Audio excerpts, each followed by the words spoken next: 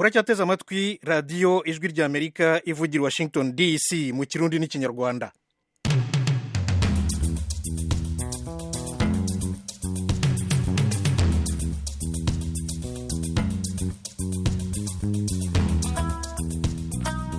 Banywanyi inshuti zacu mwirwe neza.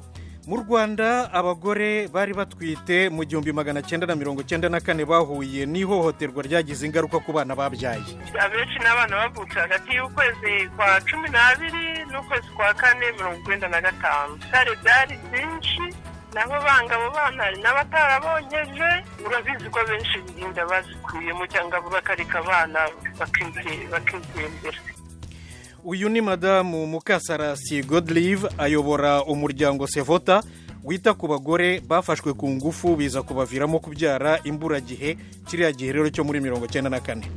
Abahinzi barenga igihumbi bahitwa Kiriba Onde mu mujyi wa Uvira muri Kongo bahangayikishijwe nuko imyaka yabo irandurwa n'imashini z'uruganda rw'isukari rwa Sucrerie de Kivu. Naho umuherwe Son Shiong ufite ubwenegihugu bwa Afurika y'Epfo n'ubwa Amerika yafunguye uruganda rushya rukora inkingo muri Afurika y'Epfo. Amakuru arambuye ni mu kanya gato cyane, ikaze muri kumwe na Thomas Kamirindi.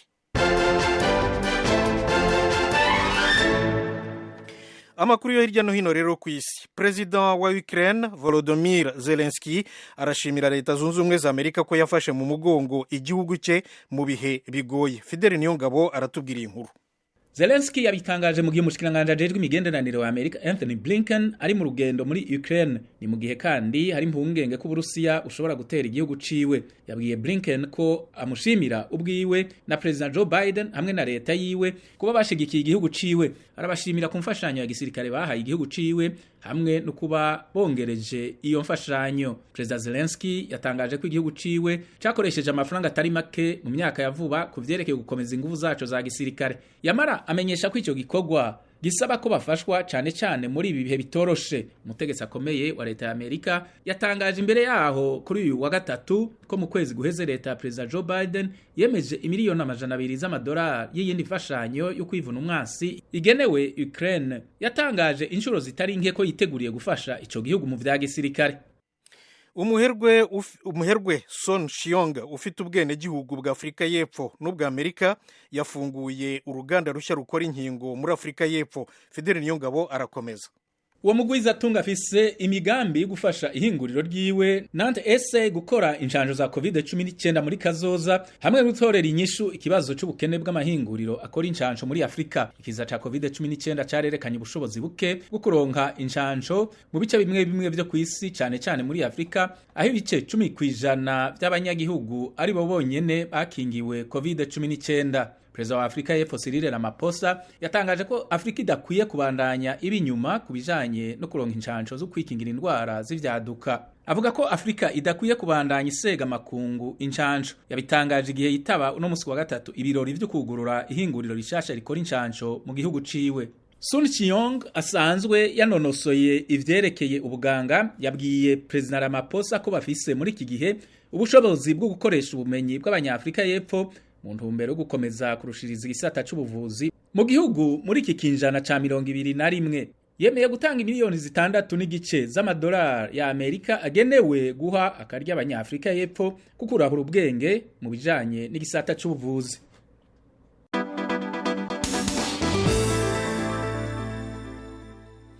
Radio Ijwi ry'Amerika. Urwego rw'ubukerarugendo muri Kenya rwongeye kuvugururwa nyuma yo guhura n'ingaruka zikomeye za COVID-19. Iyi nkuru nayo tuyibaze Fidel Niyongabo. Leta yatangaje uno musi wa gatatu ko ico gisata kiriko kirogorora bivuye cyane ku ngenzi z'abanyakenya ziriko zihabonera akaryo kubera ibiciro biri hasi cyane. Yamara ibitegiro by'ingenzi z'abanyamahanga biracari hasi cyane umuntu abigereranije n'ivy'imbere y'ikiza ca COVID-19. Kenya yiteze ko igisata c'ingenzi kimwe mu bisata bizana amafaranga y'agaciro kizokwinjiza imiliyaridi 173 z'amashiringi. Nukuvuga umiliyaridi n'imiliyoni 500 y'amadolari y'abanyamerika muri uyu mwaka. Ayo mafaranga azoba yongeye ku rugero rwa 18.5% umuntu abigereranije no mu mwaka uheze. Umuyobozi nshingwabikorwa w'imfatakibanza w'ikigo ca leta kijejwe ubushakashatsi ku bijanye n'ingenzi George Gitonga yabwiye itorokanizo ry'amakuru ryo mu Bwongereza Reuters ko gusubira kunaguka kw'igisata c'ingezi gusa no kwatanguye gusubira kwibonekeza. Hari nyuma yuko ivyo biharuro bishikirijwe, abategetsi batangaza ko igisata c'ingenzi muri Kenya cinjije imiliyaridi 88 n'imiliyoni 600 gusa y'amashiringi mu mwaka w'ibihumbi 2020, hari mu gihe amareta y'ibihugu vyo kw'isi yari yabujije uruza n'uruza rw'abantu, harimwo kugara inzira zo mu kirere mu ntumbero yo guhagarika ikwiragira ry'ikiza ca COVID-19. Yamara umushikiranganje ajejwe ivyerekeye ingenzi muri Kenya atangaza ko ayo mafaranga yiyongeye gushika ku miliyaridi 146 z'amashiringi mu mwaka urangiye w'ibihumbi 2021. Fidel Niyongabo urakoze kutugezaho ayo makuru yo hirya no hino ku isi. Naho mwe nshuti zacu mugikurikiye radio Ijwi rya Amerika ivugira Washington DC mu kirundi n'ikinyarwanda, mu Rwanda muradukurikira kuri FM 104.3, mu Burundi muratwumvira ku mirongo migufi metero 19 na 22. Aho muri hose kandi mushobora kudukurikira kuri internet wa@radio-yacu.voa.com, kuri YouTube na Facebook VOA Radio Yacu.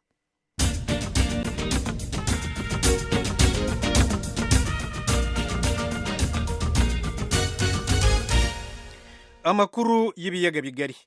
Umuryango wa Afrika y'Uburasirazuba EAC mu magambo ahinnye y'icyongereza wemeza ko mu mpera z'uku kwezi Repubulika ya Demokarasi ya Kongo izaba yemerewe kuwinjiramo. Kuva ejo bundi kuwa mbere ikibazo kirimo kirasuzumirwa mu nama ya EAC iteraniye i Nairobi muri Kenya. Niho dusanze mugenzi wacu Eloge Wilika neza urimo ukurikirana iyi nama. Iyo nama irikibera ku murwa mukuru wa Kenya Nairobi yatumiwemwo abashikanganje b'ibihugu bitandatu kugeza ubu bigize umuryango wa Afrika y'Ubuseruko EAC, barabinjira ry'amareta yabo muri uwo muryango. Umunyamabanga mukuru wabo, abagize inama nshikanganje ya EAC, abadiplomate bakora ku bibazo by'uwo muryango, umukuru wa sentare ya EAC, uw'inama nshingamateka, umucamanza mukuru wa sentare y'umuryango wa Afrika y'Ubuseruko, n'intumwa za leta ya Repubulika Iharanira Demokarasi ya Kongo. Serge Chibangu waserukiye intumwa za Kongo yavuze ko intambwe igihugu ciwe igeze ko yerekeza kwinjira ku mugaragaro mu muryango wa Afrika y'Ubuseruko ishimishije. Akengurukira Perezida Uhuru Kenyatta wa Kenya ubu atwara uwo muryango ku bwitange ku giti ciwe yagize kugira ibintu vyihute kandi bije mu ngiro. Yatangaje ko Felix Tshisekedi, umukuru w'igihugu ca Kongo, yizera neza ko umuryango wa Afrika y'Ubuseruko ari wo wa mbere utunganijwe neza mu bijanye n'umwidegemvyo, gutembera kw'abantu, uguhuriza hamwe mu vyerekeye guteza imbere ubutunzi n'inyubakwa, guhanahana umwimbu n'ugukomeza ubucuruzwa ndengambibe kurusha iyindi miryango yose n'amashirahamwe ari ku mugabane wa Afrika. Yongeye ko haheze imyaka myinshi ku mipaka y'uburaruko, umanuko no mu buseruko bwa Kongo abahaba bahanahana ibicuruzwa n'abandi banyagihugu b'ibihugu bibanyi vyamaze kwinjira muri EAC. Kubwiwe Kongo isa nuko ije yarinjiye mu muryango wa Afrika y'Ubuseruko. Serge Chibangu, umuhanuzi adasanzwe wa perezida, yatangaje ko Kongo itaje iminwe misa muri EAC. La RDC est ce grand pays avec une population de 90 Kongo ni igihugu amahero c'abantu miliyoni 90, bivuze ko ari isoko y'abasumyi miliyoni 90. Ni igihugu gifise ubutunzi kama bwinshi, kinafise ishamba kama rinini rya kabiri ku isi. Kongo ni isoko ry'ibivamwo ibihingurwa vyinshi nka kakao, hatibagiwe ubutare. Sinorangiza ntababwiye icifuzo ca nyakubahwa Perezida Felix Tshisekedi co gusaba mu nama yimirije abakuru b'ibihugu vya Afrika y'Ubuseruko ko hajaho urwego rushasha ruzoraba gusa ibijanye n'ibidukikije, ubutunzi kama, icukurwa ry'ubutare n'amasoko ntanga nguvu, kandi bikunze icicaro kikaba Kinshasa. Niko yavuze. Ariko kandi uwo muhanuzi adasanzwe wa perezida wa Kongo arazi n'inyungu igihugu ciwe kigiye gukura mu muryango wa EAC. Il y a l'intégration de l'Est, du Nord et du Sud. Hari ukwinjira k'ubuseruko, uburaruko n'ubumanuko bw'igihugu cacu mu masezerano rusangi tumatumanako, bimwe mu bizotuma hagabanuka ibiciro vyo guhamagarana kuri telefone n'ibindi bihugu bibanyi. Kongo izonagabanirizwa amakori ku bicuruzwa bica ku bivuko vya Mombasa na Dar es Salaam. Kinshasa izonavyaza umusaruro amasezerano yo kugwaniriza hamwe umwansi ya EAC, na cane biciye mu ntererano y'ibihugu bibanyi mu rugamba rwo gutuza imirwi y'inyeshamba y'abanyekongo n'abanyamahanga hamwe n'iterabwoba riteye isibe mu buseruko bwa Kongo. Peter Mutuku Mazuki, umunyamabanga mukuru wa EAC, yemeza ko hasigaye intambwe zibiri gusa kuri 10 kugira ngo Kongo yemererwe burundu kuba umunyamuryango wa EAC. This is the 8th stage because in the roadmap iyi ni intambwe ya 8 kuko zose hamwe n'intambwe 10 z'ukuzuzwa. Intambwe ya 9 ni inama y'abashikiranganje bazosuzuma raporo izova hano. Iya 10 ari nayo ya nyuma n'abakuru b'ibihugu baziga raporo bemerere Kongo kwinjira muri EAC nk'uko vyategetswe n'abakuru b'ibihugu. Ibi byose bibwirizwa gukorwa imbere y'uko ku kwa mbere guhera, kandi ibi bizorushiriza gukomeza umuryango wacu tunuzuzanya hamwe kubw'ineza y'abantu bo muri EAC. Of the people of East Africa. Igihugu ca Kongo cishimiye kubona mu nama y'abakuru b'ibihugu vya EAC mu kwa 12 umwaka uheze baremeye kongera kucongereza n'igiswahili igifaransa nk'ururimi rukoreshwa muri uwo muryango kanuni. Nkuko atankeka Kongo igiye kwinjira mu muryango w'ibihugu bigize uburasirazuba bwa Afrika EAC izocigira ibihugu indwi. Kugeza ubu uwo muryango ugizwe na Kenya, Tanzania, Uganda, Burundi, u Rwanda na Sudani y'ubumanuko. Uwo muryango washinzwe mu 1967 imbere yo gusambuka mu 1977 maze usubira kwiyunga hagati y'2000 n'2001 utangujwe n'ibihugu bitatu gusa arivyo Kenya, Tanzania n'Uganda. Ufite icicaro Arusha muri Tanzania. Ibihugu byo mu buseruko bwa Afrika n'ihembe rya Afrika biguma vyerekana inyota bifitiye, ariko nka Somalia yarankiwe kubera umunyamuryango kuva mu 2012. EAC ni mu muryango ifite isoko rinini, ikaba irimwo abaguzi bagera ku miliyoni 146. Eloge Urikaneza, Ijwi rya Amerika. Eloge Urikaneza, urakoze. Nibutse rero ko nyine ari inama irimo yiga uburyo Repubulika ya Demokarasi ya Kongo izinjira mu muryango wa EAC, umuryango wa Afrika y'Uburasirazuba. Tuvi Nairobi tujye mu Rwanda. Ku nshuro ya mbere ubushakashatsi bwerekanye ko abagore bari batwite mu mwaka w'1994 bahuye n'ihohoterwa ryagize ingaruka ku bana babyaye. I Kigali, Asumta Kaboyi adufitiye inkuru irambuye. Aba bashakashatsi bahuriye mu itsinda ryiga ibijyanye n'uturemangingo twa muntu bakanakora inyigo ku ndwara zishobora kwandura. Nibo bwa mbere hakozwe ubushakashatsi ku buzima bwo mu mutwe bw'abagore bari batwite mu gihe cya Jenoside ariko bahuye n'ihohoterwa bakaba bari mu Rwanda. Kugira ngo babigereho byasabye ko bapima ADN zabo nabo bari batwite bazigereranya n'iz'abandi bagore bari batwite nabo babyaye muri iki gihe ariko batari mu Rwanda batanafite aho bahuriye na Jenoside.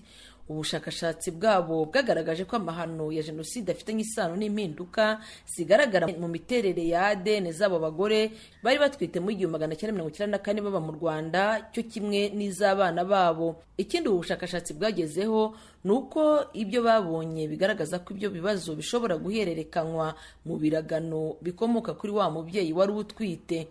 Dr. Lewo Mutesa uri mu bakoze ubushakashatsi yagaragaje ko ubushakashatsi babutekereje nyuma yaho bigaragaye ko abana bavutse ku babyeyi bahuye n'ihungabana mu gihe cy'intambara na Jenoside yakorewe Abatutsi mu mwaka w'1994 nabo bagiye bagaragaza guhungabana. Ni mu kiganiro yahaye Radio Ijwi rya Amerika. Tubapimye rero nibwo twabonyemo bwa mbere tubona biriya bintu bitigeze bibaho. Tubona yuko abana bagiye bafata uturemangingo ndangasano bakuye ku babyeyi babo babatwite twagiye tugira mu busembwa. Turemangingo ndangasano bahererekanye banyuze muri ADN zanga abo bana baragiye badufata, kandi utwo ngutwo bagiye bafata akaba ari two dukunze kugaragara ku bantu bagize nk'ikintu cy'ihungabana, noneho tugasanga abo bana n'ababyeyi babo barabifite. Noneho muri cya gice cy'aba babyeyi n'ababana babo babaga hanze y'igihugu batagize ingaruka kuri Jenoside icyo gihe, ubundi tugasanga nabyo bafite. Abagize ihungabana rikomeye kurusha abandi twasangaga bagize n'abana barigira kurusha abandi, ari nk'abo bakubitaga barangiza bakabafata ku ngufu. Dr. Mutesa ni umwarimu muri Kaminuza y'u Rwanda akaba n'umwe mu bakoze ubushakashatsi. Yagaragaje bimwe mu bimenyetso aba bana bavukana. Akubwira ko hari igihe umutwe ubarya, bakakubwira yuko hari igihe bumva babuze nko kubura icyo bita esteem, kwiyumvamo ubushobozi, hari icyo bita depression, hari n'ikindi noneho icyo bita anxiety cyangwa gusa nk'ufite ubwoba. Ibi rero akaba ari ubwa mbere bigaragaye, na za Jenoside zari zarabanje ntabwo byari byarigeze bikorwa. Ijwi rya Amerika ryavuganye n'umugore umwe wafashwe ku ngufu mu gihe cya Jenoside akaza kubyara mu kwezi kwa mbere mu 1995. Uyu mubyeyi tutashatse gutangaza amazina ye yagaragaje ko umwana we yakuranye ihungabana rikomeye. Bari bafite ihungabana cyane, twebwe twari bateye kuko tutabakundaga. Abana babyirutse tubanga, tukabakubita, tukabatorukira, tukabatomatiza, tubafate nk'abana bacu cyangwa tubereke n'urukundo. Abana bamwe bari barabaye ibihazi bakagira amahane cyane. N'urugero n'uwanjye yagiraga amahane cyane, abandi nabo bakajunjamo. Kuko niba umwana akuze ati reka papa uzamubona ni ikibazo gikomeye cyane utazi n'aho ari kandi bikakwibutsa cya kintu wakorewe. Umuryango Sevota wita ku bagore bafashwe ku ngufu bikabaviramo kubyara imburagihe, Madamu Mukasarasi Godelive uyobora uyu muryango yumvikanisha ibibazo aba bana bagenda bahura nabyo. Abenshi n'abana bavutse hagati y'ukwezi kwa 12 n'ukwezi kwa 4 ba nyina rero nabo ibisare byari byinshi, nabo bangabo bana n'abatarabonyeje, kuko urabizi ko benshi inda bazikuyemo cyangwa bakareka abana bakigendera bakabajugunya bakabareresha ahantu badashaka abantu bamenya ko bigize kugira abana bavutse kuri buriya. Abana bari abantu b'amakonta y'abanyamujinya b'indakoreka batoga, mbese babi cyane nyine mu ntekerezo. Ubu ngubu ni abahungu beza n'abakobwa beza kuko benshi bamwe muri bo barimo bararangiza university. Ubushakashatsi nyirizina bwatangiye gukorwa mu mwaka wa 2012 bushyirwa hanze uyu mwaka wa 2022. Dr. Lewo Mutesa wagize uruhare mu ikorwa ry'ubu bushakashatsi yatangaje ko itsinda ry'abanyarwanda bakoranye harimo abaganga n'impuguke mu by'imitekerereze ya muntu. Mu bakoranye harimo Professeur Felicien Karege wigisha i Geneve mu Busuwisi, Professeur Rutembese Eugene impuguke mu by'imitekerereze ya muntu akaba n'umwarimu muri Kaminuza y'u Rwanda, Dr. Mutabaruka, Dr. Annette Uwineza, Alexis Rugamba na Clarisse Musanabaganwa bose bo muri Kaminuza y'u Rwanda. Iri tsinda hiyongeraho abarimu ba kaminuza bagera kuri 5 baturutse muri Leta Zunze Ubumwe za Amerika, nibo bashyize hamwe imbaraga zabo ngo babashe kumenya mu buryo bushingiye kuri siyanse ibibazo bisigaye bigaragara muri sosiyete ku buzima bwo mu mutwe. Byitezwe ko ubushakashatsi buzatanga umurongo uhamye w'uburyo abantu bafite ihungabana bashobora kuvurwa. Asumta Kaboyi, Ijwi ry'Amerika, i Kigali. Ijwi ry'Amerika tuvugira i Washington DC. Muri Repubulika ya Demokarasi ya Kongo abahinzi barenga 1000 bo mu mujyi wa Uvira muri Kivu y'Epfo ahitwa Kiriba Onde bahangayikishijwe nuko imashini z'uruganda rw'isukari rwa Sucrerie du Kivu zirandura imyaka yabo, ariko ni mu mirima y'urwo ruganda. Iyi nkuru turaza kuyigarukaho mu makuru yacu ataha. Noneho tujye mu Burundi. Abagore bakora ubucuruzi buciriritse mu mihanda itandukanye y'umujyi wa Bujumbura barasaba leta kubashyigikira bakabona aho bakorera, aho bacururiza. Hashize imyaka irenga 5 ubucuruzi bwo ku muhanda buciwe mu Burundi. Kuri iki kibazo mugenzi wacu Diane Nininahazwe yatumiye kandi araganira na Madame Maria Goretti Ndacayisaba, ni umuhuzabikorwa w'ishyirahamwe ryitwa Dushire Hamwe riharanira uburenganzira bw'abagore n'abakobwa mu Burundi, na Madame Geneviève Ntihabose niwe utangira atanga ubuhamya yemeza ko abapolisi bamuhohoteye bamuziza gucururiza mu muhanda. Urabona ko hageraho ndandarirya ibintu by'ibyamwa ajya yari amatunda n'amabungo bari bamenye hasi, kuko ariko turagwanira igiseke. Turabona nyene ko ariko byamura duko atari ubwa mbere cyangwa ubwa kabiri biba, kuko nibyo byibabo nyene tusanzwe tubimenyereye. Mugabo rero ikintu cyatumye ngwa hasi nuko yanteye umugere mu mutwe. Mukanya mbona njamye hasi nyene yikangwe nyene ubwenge bugarutse, aho bobuze tireka nterura umuntu bajyane kwa muganga baca banterura banjara mu gasho. Amangiye mu gasho je ndababwira ati none kubera ikintu cyamunterura munjara mu gasho kabuki mudashaka kutwumviriza kugira mwumve ikintu twoba dupfa n'uyo mupolisi. Baca bavuga ngo ntigikunda ngo murazi yuko mu dandariza ahantu hatagira amategeko. Bavuga yuko turabizi ko hatagira amategeko, mugabo ukuraba mukaregera kuko natwe turiko turonderera imiryango, n'uyu ariko aragira ibyo nawe nyene ariko arashaka ko imbabura yiwe yokwaka. Mugabo rero ntihagire umuntu ababaza uwundi, tugakora tubona ko turiko turakora kugira turabe ko bwocana kabiri. Ntibashyira kandi kunyumviriza bakabashyira mu gasho mu kanya bakabongera muri zone rehero. Muri zone rehero nca ndagendayo ndararayo, n'uwagiye kunkurayo Musitanteri niwe yankuyeyo, basi ica bigenda uko je ndataha. Musitanteri turiko turakumva Musitanteri yagukuyemwo ni Renova yari yatwemere kuza mu kiganiro, ariko yatubwiye ko ari mu nama ku munota wa nyuma. Uwo uvuga yagukubise umugere ni Indega Genevieve, waramubonye? Uwankubise uwantoye mugere ego genda munguzi ni wahajya nyene ni babiri basha bigira ingare Shirira nanuze bitwa Shirira natego n'umupolisi n'abapolisi. Hanyuma nyene babiri babona bari hagaze impande yanyu. Hanyuma uravuga Genevieve ati turahaja nubwo bitemewe n'amategeko. Baravuze ko hari ahantu bitemewe n'amategeko kuhakorera, kuki none mubandanya mujayo? tubandanya tujyayo kubera tubona ko handi twoshobora kugenda kubera nta handi dufite twogenda kuko hose haruzuye nta nahamwe twoshobora kujya gukorera kubera naho tugiye gukorera hose ntibemera bashaka kutubwira ngo dutange amahera y'imbuga ngo dutange 100 by'imbuga natwe tugaca tubona umutahe wonyene dukoresha ni muto none twoca tugenda kurondera ahandi twojya gukorera gute natwe tukagira n'imitahe kandi imitahe nayo nyene nibo nyene bayimaze burya hajya ntubone turahahombera turakubitwa sose hajyanye ntugire ngo ni bwa mbere bibaye niko byama byabaye iminsi yose. Genevieve turi kumwe na Madame Goreti wewe ari muri shirahamwe dushire hamwe rijeje guteza imbere agateka k'abapfasoni n'abigeme. Goreti murumvise ubuzima Genevieve abayemwo igice Genevieve arimwo bagishira mu gice c'urudandazwa rutemewe n'amategeko mu gihugu c'u Burundi murahuriza hamwe na leta ko urudandazwa rukogwa nabo bapfasoni rutemewe n'amategeko rubwirizwa kuja muri ico gisata c'urudandazwa rutemewe n'amategeko ga Goreti. Ubwa mbere ho urwo rudandazwa rukogwa n'abakenyezi benshi bafise uburyo buke cyane baba mu makartier yo hirya cyane hariya buraruko Gisagara bakagira ingendo ndende bakarangura utwo tuntu hama bakagerageza kurondera ahantu bashobora kuronka ababagurira aho rero ni mu Gisagara. Ni ukuri ubabonye birababaje cyane kuko ubwa mbere badandaza utuntu duke tw'uburyo buke hanyuma bakamara uwo munsi wose n'abana ku mugongo batembera hirya no hino rimwe na rimwe bagenda binyegeza nyene kuko urumva ibyo bakora ntibyemewe ni ukuvuga n'ubuzima bubabaje cyane. Urumva urudandazwa rwemewe icyo nicyo kintu cya mbere ikibazo kigoye. Urumva rero naho woshaka kugira igikorwa cyo kugira ngo ubegeranye ubaganirize umbure urabe nyene bokwicara hamwe bakorera uruhande rumwe ntibirashoboka kuko umwe wese avuga ati reka manze ndonke utu reka ngire gutya ni ukuri no kubakurikirana ntibyoroshe kandi rero novuga yuko mbere benshi usanga ari n'abavuye ruguru bakamanuka bakiri bato hama bagaca bakurira muri ubwo buzima.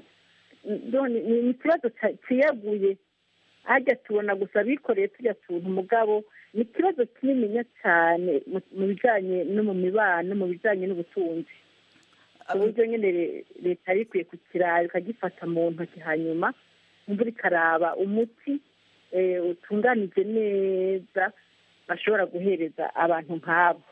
Mbega Madame Gore iyo bavuga ngo umuce w'abo bantu badandaza bari mu mabarabara uja mu mice y'abadandaza urudandazwa rutemewe n'amategeko hariho ibwirizwa rihari rikavuga ngo ibujumbura mu Burundi Gitega Ngozi kirazira kudandaza itegeko riba rirenzwe ko ni iryahe hanyuma ababikora baraze mu mategeko.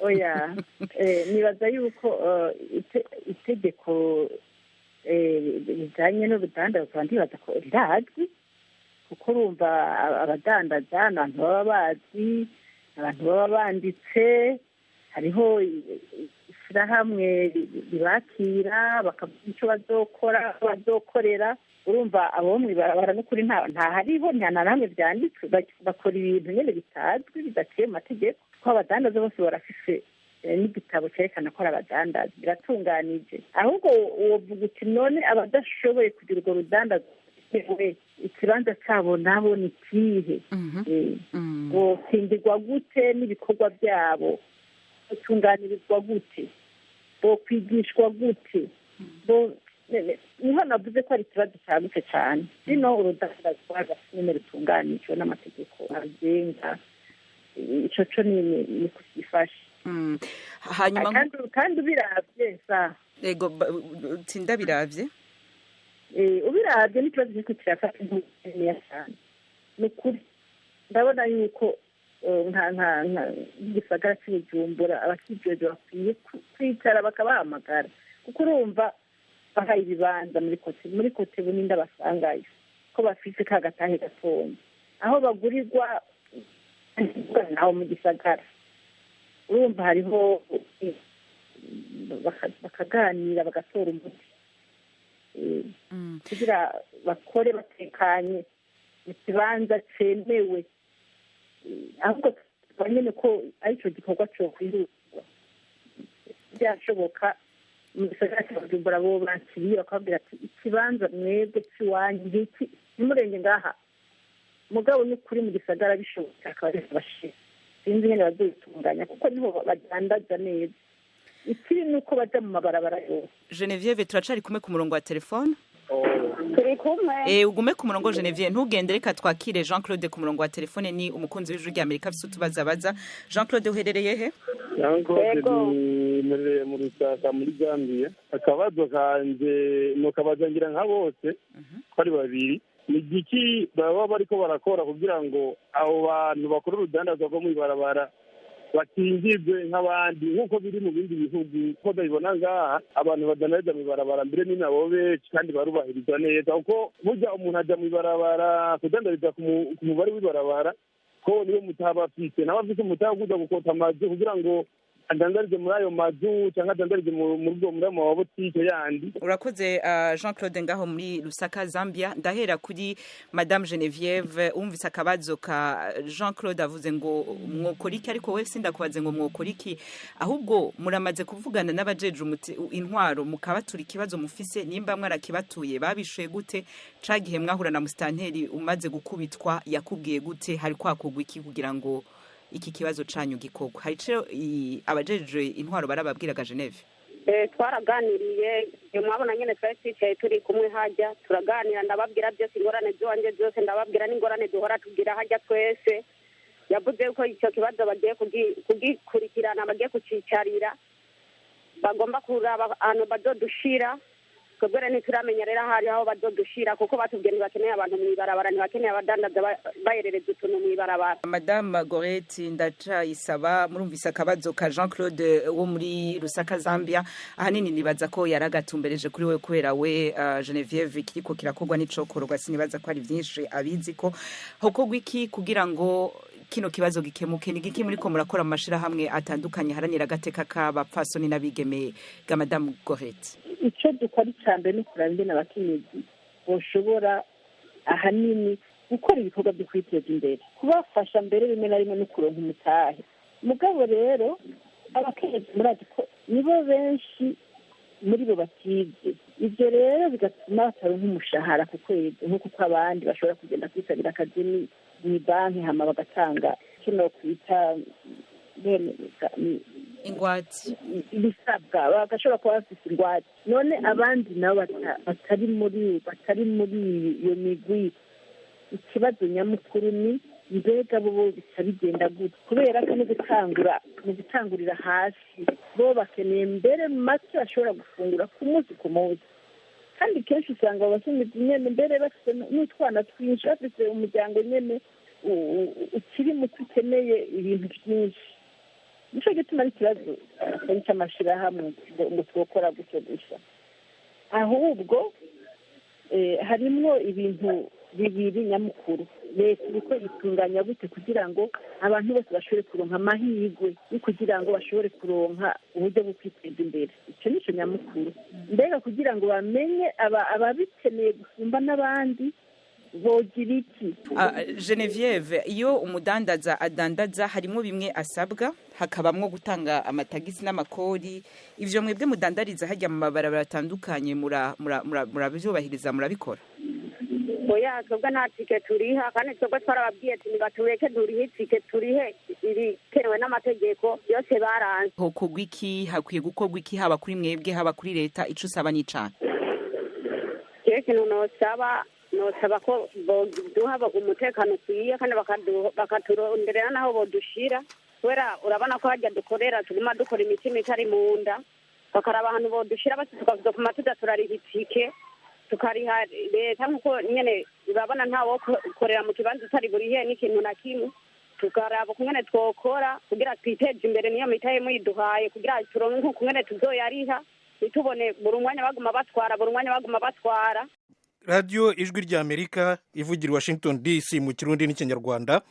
Iki rero cyari igice cy'ikiganiro muri Sanga cya mugenzi wacu Diane Ninahazwe ku kibazo cy'abapfasoni bacururiza mu mihanda y'umujyi wa Bujumbura mu Burundi. Ikiganiro cyose kiri ku rubuga rwacu rwa internet wa eshatu akadomo radio yacu voa akadomo com mujyeyo mureba handitse murisanga ku wa kabiri tariki ya 18 y'ukwa mbere 2022. Naha rero duhumurije aya makuru, ndabashimiye cyane, umugoroba mwiza, murakarama.